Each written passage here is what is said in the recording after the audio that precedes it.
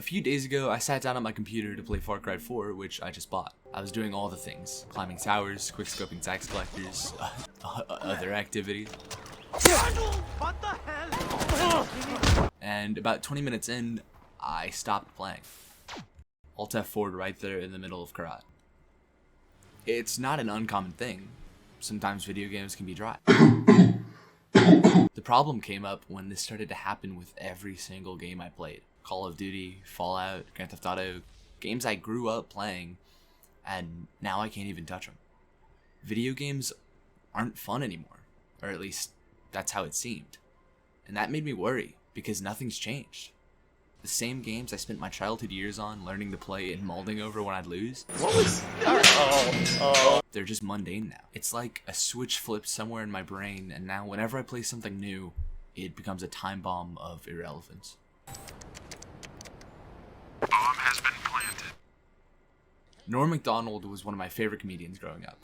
The sexism was maybe a little much at times. The next time I watch a WNBA game will be the first time I watch a WNBA game. But for the most part, I wanted to be just like him when I grew up. And 3 months ago, he died. Just like that. Countless celebrities had passed away before Norm, ones my parents grew up with and would mourn over when they passed, but his death hit me. I didn't tweet about it or make a memorial montage or whatever, but it hurt. Watching clips of Norm for years on end never made me realize the attachment I'd made. He would never be my friend, and I knew that, but when he died, it felt like a piece of me went with him. Every day, piece by piece, another game or another show or another celebrity passes on, and every time I remember how easily things fade. Free Guy with Ryan Reynolds is a movie about an NPC living in the world of a video game. The main character, Guy, wakes up every morning and goes through the same routine throughout the day, from greeting his goldfish to talking to his best friend while the bank he works at is being robbed. Those scenes were intended to show the audience how mundane Guy's life is, but every day I seem to relate to him just a little more, and it's honestly a little scary. It feels like I'm losing my childhood, and I don't know what to do. Instead of waking up like I used to, wondering whose day I could ruin, Hey, good morning, Kanye. I wake up just like Guy. Complacent, but empty.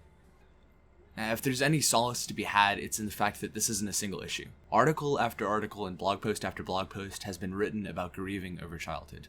One piece says that a survey of 2,000 adults showed that 67% of them long for their childhood years, and that 4 out of 10 believe they were the best days of their lives. I want to pause here and talk about the black pill of the title. If Morpheus offered Neo 3 options, a choice between the blue pill, the red pill, and this black pill, the black pill would be the most apathetic option. It's essentially the realization that nothing truly matters in the big picture, which forces us to search for whatever little pleasure and purpose we can find afterward. Instead of the blissful ignorance of the blue pill or the harsh reality of the red pill, Neo would live in this purgatory of black, knowing he's a slave to the Matrix, but not ever fighting against it, only trying to make the best of a bad situation. Now, if our data is anything to go by, then for most people, adulthood is the ultimate black pill. Knowing we're just cogs in the machine, but searching for anything that could give us purpose in it. And more than ever before, our media represents that. Whether it's Free Guy or the Lego Movie, we're all a little scared of our coming-of-age scene, probably because it's presented so poorly. Now, I'll never be able to go back to my childhood, and that sucks. Staying up until 3 in the morning chugging soda and hacking on Minecraft servers is all but out of the picture.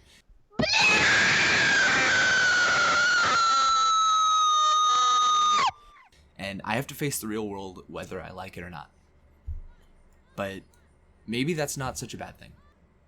Nothing beats being a careless kid in the early 2010s gunning down your friends in public lobbies, believe me. Come down to Navic Hospitality, I'll come out my house and I'll break your legs. But that doesn't mean that we should villainize our adulthood just because it's not as fun. Growing up means having responsibilities, but our responsibility doesn't inhibit us from enjoying life and letting others do the same. In fact, being an adult means you have the most freedom you'll ever have to give back what the world gave to you as a kid.